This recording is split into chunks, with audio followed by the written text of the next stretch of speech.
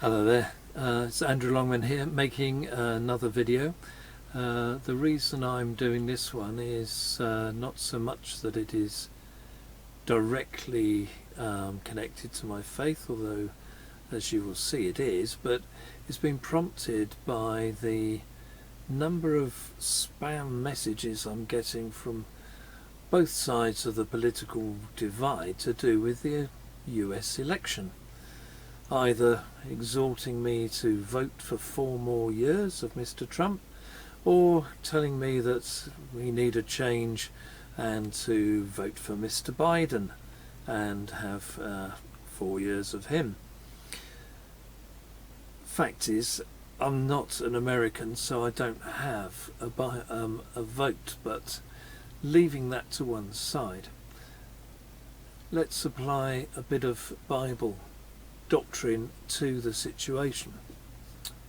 Yes, the Bible, the book I use to guide all of my decisions and all of my steps.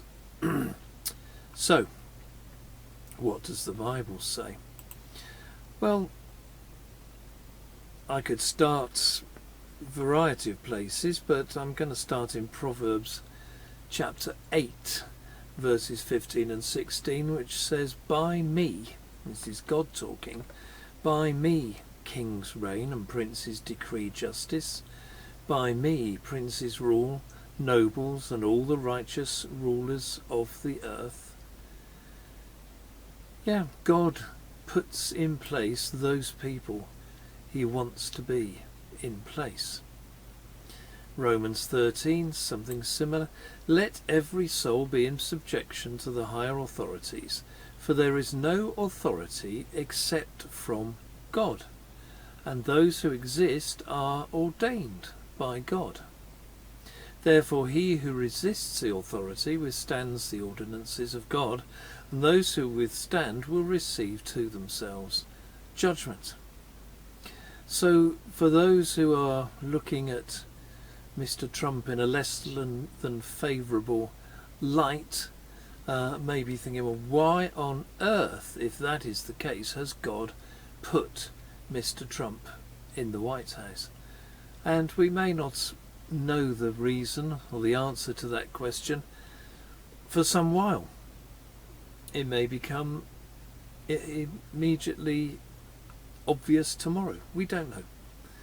But nevertheless, whatever our feelings, one way or the other, nobody, whether the Prime Minister of Great Britain, whether the Presidents of the United States or anywhere else, they're only there because God wants them to be there.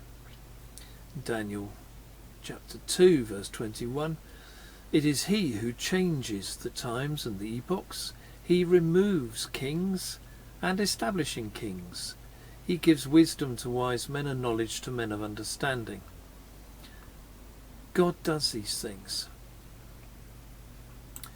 Daniel chapter 4 verse 17 says, "The Most High is ruler over the realms of mankind, and bestows it on whom he wishes, and sets over it the lowliest of men." So whatever we decide, however we decide to use our Chad or the cross in the box or however else it is that we vote or don't vote, the fact remains that God sets up our rulers. God decides who he wants, and if we try to influence that decision by voting ourselves, then we could be going against the will of God. If we vote for Mr. Biden, but God wants Mr. Trump to be in power, or vice versa, do we really want to be in opposition against God?